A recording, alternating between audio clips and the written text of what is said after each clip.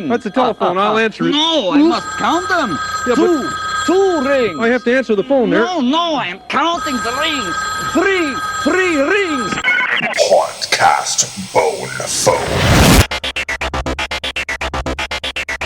Calling me from the intercom unit inside of his hazmat suit, it's Maximus Bryant from the Ohio Halloween and Haunter Convention. What's up, brother?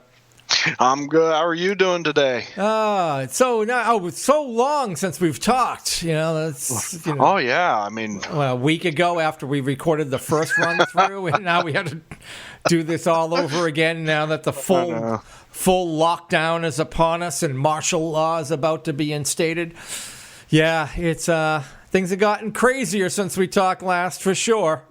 Yeah, not in a lot of people's favor, obviously, but no, it's just a crazy, unprecedented time in a way. Yeah, like I have to laugh about it because it's, if you don't laugh, you go crazy, right? So Right. What I was talking about there for the people who, for the listeners who weren't aware.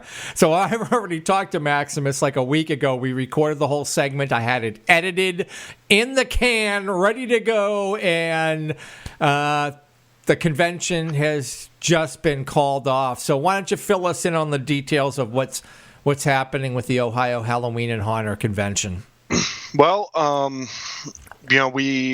we knew that the coronavirus was, spreading, and in light of the news of Transworld closing, we as a convention posted that we were keeping a close eye on it. We were planning on going forward, but kept people in mind that if something were to happen, we would, try to do the honorable thing and, not try. We will do the honorable thing, refund everybody their attendee tickets and vendor prices and everything.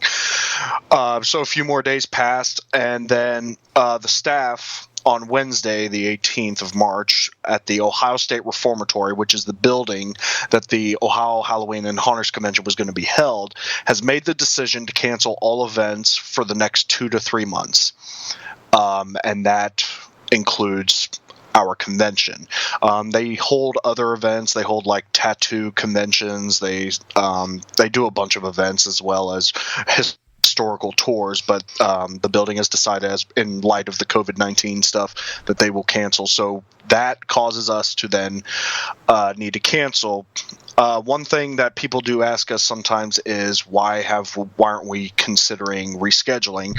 Well, where a lot of people are still looking at the news about whether or not is Transworld going to reschedule, what's going to happen with Midwest Haunters Convention. We don't know when this thing is going to keep getting put out. Will the Reformatory continue to expand its ban on events? In addition, we didn't want to run into the other shows. We thought that was useless. And also in Northern Ohio, there's these mid-Ohio races that are very popular, and we would also run into those as well if we were given the opportunity. So we felt like it's best for us to step back for this year, and we're going to put all of our focus into 2021. The only thing you can do, there's so much uncertainty that, and by the time you actually have let's say it gets pushed back, it could get pushed back into September. It's like then, people need to buy things. Like it's probably too close. With vendors, a lot of vendors out there who make things to order. So they're building things on the orders that they get. They wouldn't have enough time to get it ready for the season anyway. So that's where it really gets tricky. Yeah. You're running into actor training. You're running into, final touches of the build season. And, we don't even know what this is going to do with the haunt season in general. How are these haunted house owners going to react to how this, with all the planned changes they had to their haunts? It's going to be very interesting haunt season that way. But yeah, running into August and September, that would have just bumped up into the haunt season too much. And plus, I'm kind of praying myself that haunt season is not going to be, in any fashion canceled. That obviously everybody's hope is that this kind of clears out before that happens. But I would like to say that I'm very appreciative of everyone that had already purchased tickets. We're already refunding those. Some vendors, and I will say this, we will be refunding the vendors as well. Some vendors have already indicated that they just want to roll over into 2021. So I'm extremely thankful to all those vendors, especially like our sponsors, Carnage Haunted House. They said, we're just going to be part of 2021. And, it's amazing that people still, believe in the show and want to see it happen. So we're very thankful for the response, and we're extremely apologetic that this show can't happen this year, but it's out of our hands at this point, and we're just we're just appreciative of everybody's support. Yeah, you're doing the right thing. That's all you can do. Yeah. You're refunding the money, and I think it's great for people who just want to say, hey, hold on, and we'll just roll it over into the following year. They're vendors. I've actually heard that the vendors out there are trying to, I believe, this weekend. So if you have a favorite vendor out there, you might want to pay attention to their Facebook page, or if they have YouTube channels. Keep in touch with what they're doing. I think they're trying to do like some Facebook Live events, or maybe live events on YouTube, to kind of showcase all of their wares. So they'll be taking orders. So so if there's vendors out there that you want to support, I would say keep an eye on their website, their Facebook page, their YouTube channels, because I know how a lot of these vendors they depend on these trade shows and cons to make their money and keep the businesses afloat. So absolutely, if you want to support them, you should do that. And we can help with that. If you go to the Ohio Halloween and Haunters Convention page on Facebook, as vendors confirm their spot at the convention, we were posting a welcome to each of them. So we said, welcome to Shreddy Bear. We said, welcome to Froggy's Fog. We said, welcome to Time Bomb Toys. And we would post a link of their Facebook page. So please, go through the Ohio Haunters and Halloween and Haunters Convention page, find the vendors, like their pages. They're going to be doing live feeds. Some of them have come to us about doing a live feed. Now that's something we will be considering and haven't confirmed yet, but we would, any way we can do to help the vendors, we'd be more than happy to. So if I can learn, some Facebook Live, OBS, stuff, I'm more than willing to put something together to put out anybody's stuff. So go through there and like some vendor pages. I've already seen several that have done some live feeds, and I think they've gotten some great responses. So there's a whole mixture of things. There's vendors doing their own individual feeds. There are some groups that are coordinating live feed events. There's been a wonderful response from the haunt community in general to try to say, hey, we're trying to put something together so that people can see what these people were selling, see how amazing their stuff is, and put in your orders so that you can get your stuff for the haunt season. Just because the trade show or the cons aren't happening doesn't mean the whole industry is shut down. People are doing business. I'm seeing, I think we have some kind of a statewide thing rolling out in a day or two. And a lot of local businesses are going to be doing like curbside drop-off and pickups, or, you can call in, place an order at the hardware store, pull up. They'll bring it out to you, and you don't have to go into the store because the stores are kind of off limits. But you can still keep the business open. So I think a lot of places are trying to adapt to the circumstances.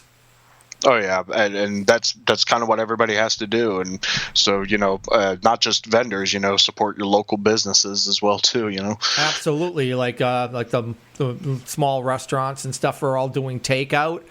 Even if you only did, maybe if you only did takeout once a month, maybe if you can do it a couple of times a month, increase your support for them so you can keep them in business and keep them, get them over the hump of this nonsense. So that's what we're all, you're all going to pitch in, man. We got to help each other out here. Yeah. Come together, especially us haunters. Oh yeah, definitely. I definitely agree with that. It's I don't know. My mind still blows thinking back on all this, but it's it's important to kind of keep the focus on that. There's still amazing shows to be put on in September, October, and early November, and builds that can still happen. And a lot of us are going to have more time in our hands at home, but if you were looking at the positive side of this, you've got a lot more build time available to you right now, I'm sure. Yeah. Oh yeah. If you're working out of the house or whatever, you can get some, sneak down into the basement or out to the garage, bang out a couple of projects, during the week, and make some extra use of your time, since you can't be, out at the bar, as we say, over here in Massachusetts. So, how about we do this? Since we'll just make some use of a few, because we don't have all of the extra show details to talk about, etc. How about talking about the Ohio haunt scene with me, your group? Sure. And because you're involved, what's the name of your group of the Ohio Haunters? It is called the Ohio Haunters Association. It is an association of just anybody involved in the haunt industry in any capacity, whether you're a haunt owner, an actor, a home haunter, an enthusiast of haunted houses. We're just a Facebook group that came together like 3 years ago. The idea was to just create a platform for people to post things, let people know, hey, this is what I'm working on. Haunted houses could let you know what their dates were, when they were opening. If anybody needed any kind of help, they could post like, hey, I'm struggling with this aspect of the haunt build. Anybody have any suggestions? Like, there were several haunted trails that were asking for advice about how to, light up the trail, because that, it's a kind of a challenge for them sometimes out there. And, people chimed in, like older haunted trails would say, hey, this is what we did. Take this advice. People selling things can also post things. It's just something to bring the haunt community in Ohio together, but also promote the haunt community. So I like to go through and see if haunted houses are opening on an off-season event, and then let people know, say, hey, these Ohio haunts are opening. If there's any kind of, like in Cleveland, there's a haunt garage that the Cleveland Haunt Club puts on. Hey, haunted garage up there, go see it. It's anything we can do to promote the haunt community is what we do on the Ohio Haunters Association. We also try to hold meetings.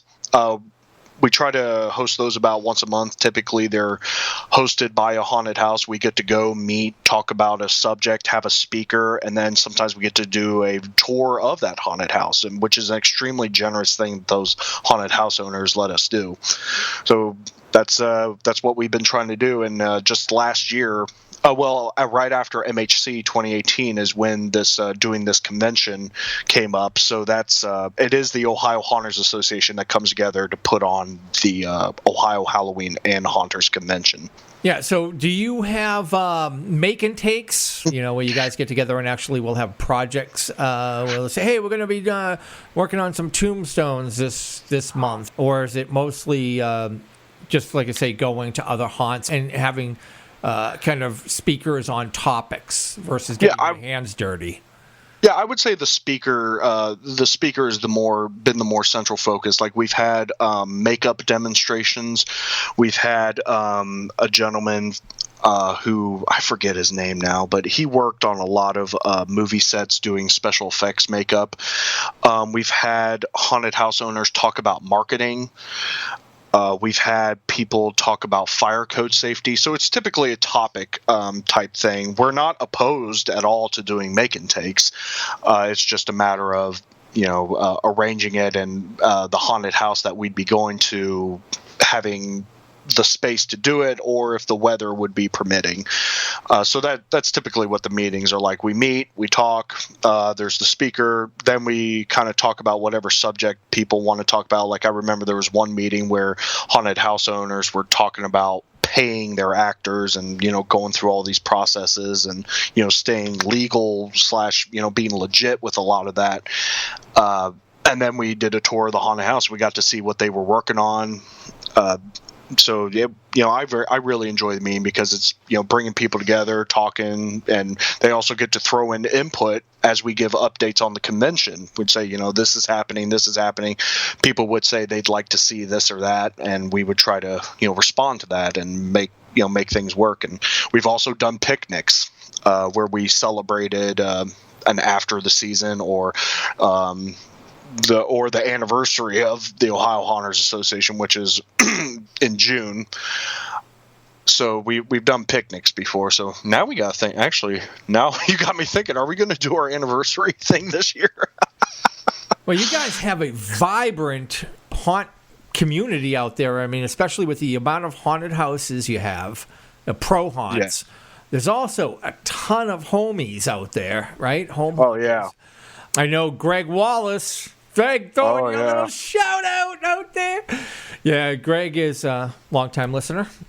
Oh yeah, and I got to see Greg's a few 2 years ago. It's like even just that area, and this is kind of the amazing thing about Ohio is that the deeper you look, the more you find these home haunts. Like I found Greg's. I don't even know how I found it. It just all of a sudden it became known to me. There was this guy in Loveland who does these amazing tombstones and these amazing props, and he builds these cannons, and he puts on this whole yard display. And I was like, really? And I was lucky enough to come out on night when he had a professional photographer come out, because they were like setting these fog things out and everything. And so he got these professional photos done. I got to come out and see it because I work at a haunted house in Cincinnati, so I don't always get to visit other places. So this was a totally off schedule thing, but it was really nice to go see. But he's not the only one. There's one just a little bit south of him. They turn their whole garage into this amazing walkthrough and the sets are just beautiful. The distressing and everything, and it's a very popular event. You look at photos on their home haunt page, and it's a Nightmare on Bristol Lake in Amelia, Ohio. The lines of people trick or treat are down the block, and you wouldn't find this on a haunt finding website like Find a Haunt or Scare Factor until you tell them, hey, this haunt exists, put it on your list. There's so many, and I just met a guy. I was going to be involved with a play in Springfield, Ohio. It just got canceled because the stuff going on. But there was a home haunter in it that is not. It doesn't have any connections to the haunt community as a whole or big wide, but I just met him, and I've been looking at his stuff, and it's amazing what these people do. So there's stuff you'll find on a website, and then if you're in Ohio, you just dig deeper and deeper, and you find these people. These home haunters are everywhere. It's ridiculous. Yeah, some people are completely off the grid. I've run into a haunter occasionally here and there, and especially if you go to some of these cons, because they'll show up for a con, but they aren't involved in any online groups. They're not on the forums or the old forums. I don't know how busy those things are nowadays, but Facebook groups, forums, any of that stuff, they just do it. And they get their friends involved in it, but they don't pay attention to anything like the community or whatever. And sometimes those are the kind of people I would love to come across, because I'm always looking for. There's certain people I would love to talk to on the show, but I can't find them. So hey, if you're listening out there and you know somebody who's like this, hit me up. Let me know who they are and where they are, so I can check out their work and try to hit them up and get them on the show. Oh yeah, and when I was a home haunter for 3 years, from 2012 to 15, I wasn't connected to things like Haunters Hangout or anything like that. I didn't know any of these things existed. It wasn't until I started working at the Dent Schoolhouse in Cincinnati was when I started finding these larger platforms and everything.